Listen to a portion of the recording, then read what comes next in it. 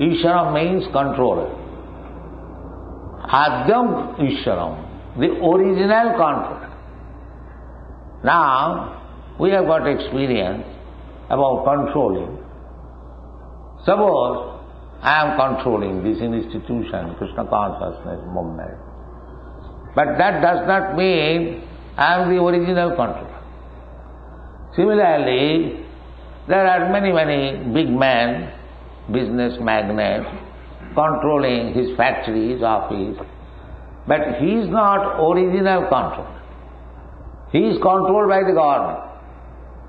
And the government is controlled by somebody, the people. In this way, you will see, in this world, there is one controller. Everyone is controller. If one has nothing to control, he keeps a dog to control. That is very good experience in your country.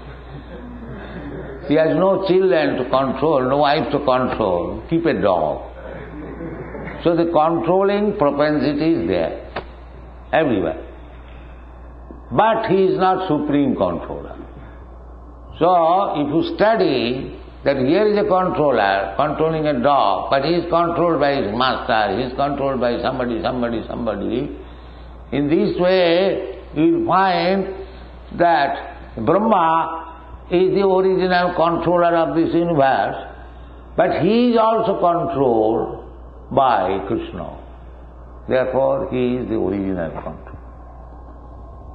And the original controller means God, who is not controlled by anyone. Within our experience we see that one is controller, but he is controlled by somebody else.